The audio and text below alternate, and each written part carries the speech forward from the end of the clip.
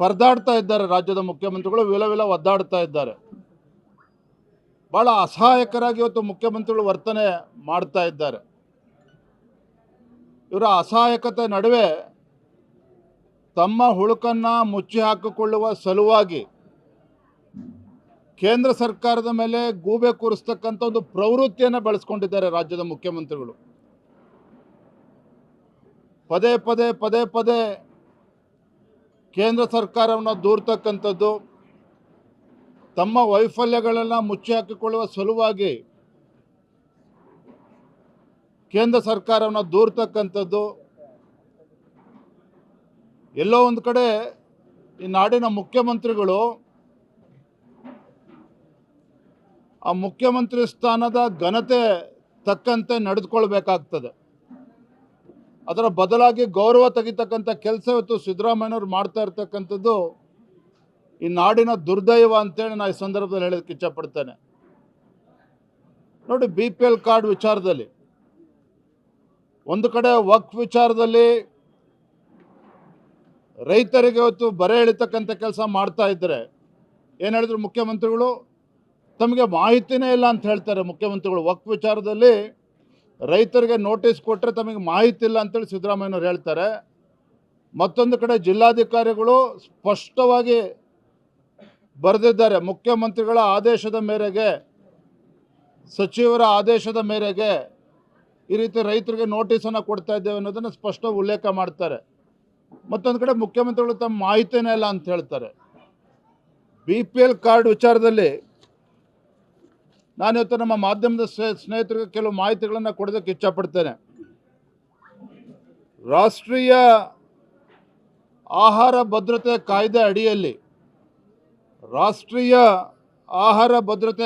ಅಡಿಯಲ್ಲಿ food security act ಕೇಂದ್ರ ಸರ್ಕಾರ, ನರೇಂದ್ರ ಮೋದಿಜಿ ಸರ್ಕಾರ 92.50 92.5% ಅಷ್ಟು ಇವತ್ತು ಸಹಾಯವನ್ನು ಮಾಡ್ತಕ್ಕಂಥದ್ದು ಫುಡ್ ಸೆಕ್ಯೂರಿಟಿ ಆ್ಯಕ್ಟ್ ಅಡಿಯಲ್ಲಿ. ಇನ್ನು ಬಾಕಿ ಉಳಿದಿರ್ತಕ್ಕಂಥ 7.5% ಮಾತ್ರ ರಾಜ್ಯ ಸರ್ಕಾರ ನೀಡ್ತಕ್ಕಂಥದ್ದು. ಇವತ್ತು BPL ಕಾರ್ಡ್ ವಿಚಾರದಲ್ಲಿ ಸಾಕಷ್ಟು ಅನರ್ಹರಿದ್ದಾರೆ, ಅವ್ರನ್ನ ತೆಗೆದುಹಾಕ್ತೇವೆ ಅಂತೇಳಿ ರಾಜ್ಯ ಸರ್ಕಾರ ಈಗಾಗಲೇ ಕ್ರಮವನ್ನು ಕೈಗೊಳ್ಳೋದಕ್ಕೆ ಶುರು ಮಾಡಿದ್ದಾರೆ. ನಾನು ಕೇಳ್ತೇನೆ ರಾಜ್ಯದ ಮುಖ್ಯಮಂತ್ರಿಗಳಿಗೆ, ಯಾವ ಆಧಾರದ ಮೇಲೆ ಇವತ್ತು ಬಡವರ ಒಂದು BPL ಕಾರ್ಡ್ಗಳನ್ನು ಕಿತ್ತಾಕ್ತಕ್ಕಂಥ ಕೆಲಸ ನಿಮ್ಮ ಸರ್ಕಾರ ಮಾಡ್ತಾ ಇದೆ?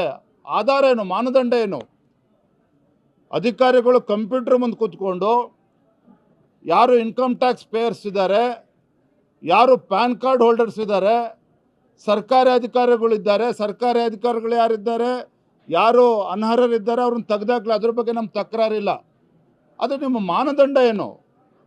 ಯಾರೋ 4-6 ಅಧಿಕಾರಿಗಳು ಕಂಪ್ಯೂಟರ್ ಮುಂದೆ ಕೂತ್ಕೊಂಡು ಯಾರು ಪಟ್ಟಿ ಮಾಡ್ತಾರೆ ಅದರ ಆಧಾರದ ಮೇಲೆ 11.5 ಲಕ್ಷ BPL ಕಾರ್ಡನ್ನು ಕಡಿತ ಮಾಡ್ತಾರೆ ಅಂತ ಹೇಳಿದರೆ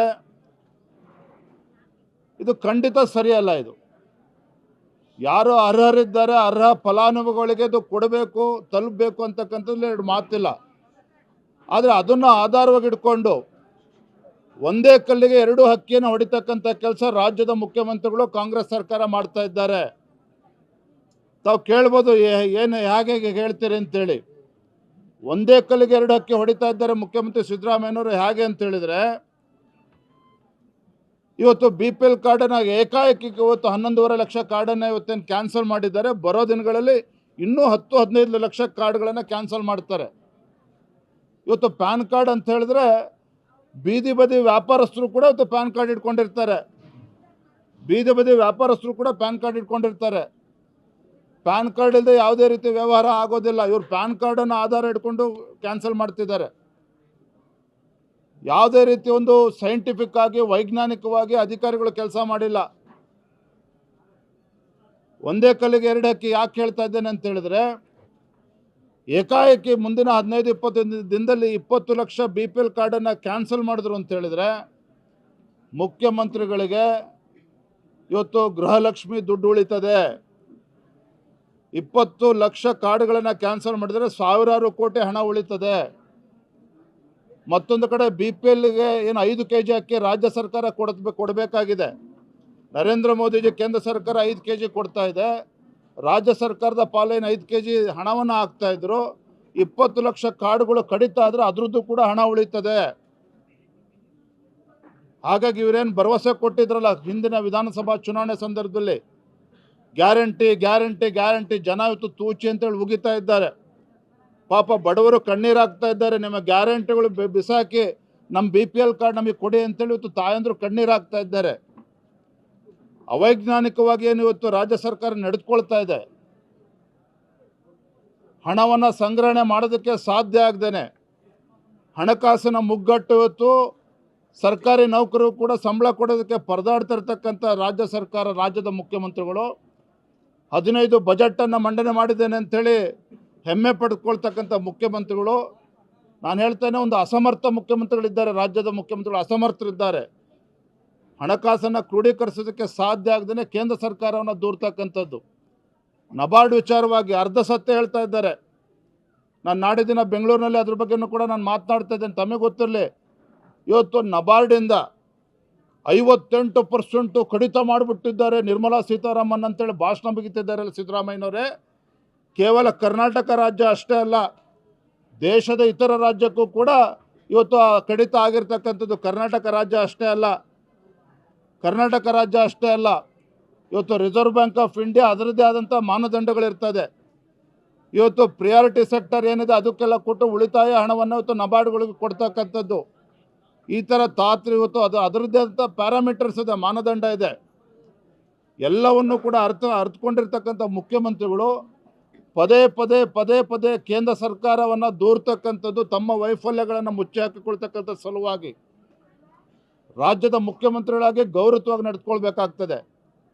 ತಮ್ಮ ಹುಳುಕನ್ನು ಮುಚ್ಚಿ ಹಾಕಿಕೊಳ್ತಕ್ಕಂಥ ಸಲುವಾಗಿ ಕೇಂದ್ರ ಸರ್ಕಾರನ ದೂರ್ತಕ್ಕಂಥದ್ದು. ಹಣಕಾಸಿನ ಮುಗ್ಗಟ್ಟಿದೆ. ಇವತ್ತು BPL ಕಾರ್ಡ್ ಅಂತೇಳಿ ಕಪಟ ನಾಟಕ ಆಡ್ತಾ ಇರ್ತಕ್ಕಂಥದ್ದು. ನಿಜವಾಗ್ಲೂ ಕೂಡ ಇವತ್ತು ರಾಜ್ಯ ಸರ್ಕಾರ ವಕ್ಫ್ ವಿಚಾರದಲ್ಲಿ ಇವತ್ತು ರೈತರಿಗೆ ಇವತ್ತು ಬೀದಿಗೆ ತರ್ತಕ್ಕಂಥ ಕೆಲಸ ಮಾಡಿದ್ದಾರೆ.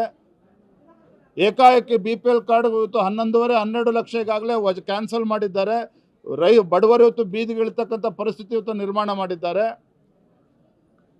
ಒಟ್ಟಾರೆಯಾಗಿ ಇವತ್ತು ರಾಜ್ಯದಲ್ಲಿರ್ತಕ್ಕಂಥ ಕಾಂಗ್ರೆಸ್ ಸರ್ಕಾರ ಗ್ಯಾರಂಟಿ ಗ್ಯಾರಂಟಿ ಗ್ಯಾರಂಟಿ ಅಂತ ಹೇಳ್ಕೊಂಡು ಇವತ್ತು ರಾಜ್ಯದ ಜನರಿಗೆ ಬರೆ ಎಳಿತಕ್ಕಂಥ ಕೆಲಸ ಇವತ್ತು ಕಾಂಗ್ರೆಸ್ ಸರ್ಕಾರ ಮಾಡ್ತಾ ಇದ್ದಾರೆ. ಹಾಗಾಗಿ ನಾನು ಒಬ್ಬ ಅಸಮರ್ಥ ಮುಖ್ಯಮಂತ್ರಿ ಅಂತೇಳಿ ಇವತ್ತು ನಾನು ಹೇಳೋದಕ್ಕೆ ಇಷ್ಟಪಡ್ತೇನೆ. ಕೇಂದ್ರ ಸರ್ಕಾರ 5 ಕೋಟಿಗೂ ಹೆಚ್ಚು ರೇಷನ್ BPL ಕಾರ್ಡ್ ರದ್ದು ಮಾಡ್ತಾರೆ. ನೋಡಿ, ಯಾರು ಸರಿ ಯಾವುದೇ ಆದರೂ ಕೂಡ ಅದಕ್ಕೆ ಒಂದು ಮಾನದಂಡಗಳು ಇರ್ತದೆ. ನೀವು ಅಧಿಕಾರಿಗಳು ಕಂಪ್ಯೂಟರ್ ಮುತ್ಕೊಂಡು ಕ್ಯಾನ್ಸಲ್ ಮಾಡೋದಕ್ಕಾಗೋದಿಲ್ಲ. ಅದರದ್ದೇ ಅಂತ ವೈಜ್ಞಾನಿಕವಾಗಿ ಮಾಡಬೇಕಾಗ್ತದೆ. ಹಿಂದೆ BJP ಸರ್ಕಾರ ಇದ್ದಾಗಲೂ ಕೂಡ ಆಗಿದೆ, ಅದಕ್ಕೆ ಯಾರೂ ಕೂಡ ತಕರಾರು ಮಾಡಿಲ್ಲ. ನಾನು ಹೇಳ್ತಾ ಇರ್ತಕ್ಕಂಥದ್ದು ಒಂದೇ, ಯಾರಿಗೆ ಅರ್ಹತೆ ಇಲ್ಲ, ಯಾರು ಇವತ್ತು BPL ಕಾರ್ಡನ್ನು ದುರುಪಯೋಗ ಪಡೆದುಕೊಳ್ತಿದ್ದಾರೆ ಅದನ್ನು ವಜಾ ಮಾಡಲಿ. ಆದರೆ ವಜಾ ಮಾಡುವ ಮುಂಚಿತವಾಗಿ ಅಧಿಕಾರಿಗಳು ಸರಿಯಾದ ರೀತಿ ಹೋಮ್ವರ್ಕ್ ಮಾಡಬೇಕಾಗ್ತದೆ. ಸುಮ್ಮನೆ ಪ್ಯಾನ್ ಕಾರ್ಡ್ ಆಧಾರ ಇಟ್ಕೊಂಡಿದ್ದೇವೆ, ಇನ್ಕಮ್ ಟ್ಯಾಕ್ಸ್ ಆಧಾರ ಇಟ್ಕೊಂಡಿದ್ದೇವೆ ಅಂತೇಳಿ ಏಕಾಏಕಿ ಬಡವರನ್ನು ಬೀದಿ ತರ್ತಕ್ಕಂಥ ಕೆಲಸ ಮಾಡೋದಕ್ಕಾಗೋದಿಲ್ಲ. ಅಚಾನಕ್ಕಾಗಿ ಯಾಕೆ ಈ ರೀತಿ ಸರ್ಕಾರ ಕ್ರಮವನ್ನು ಕೈಗೊಳ್ತಾ ಇದೆ?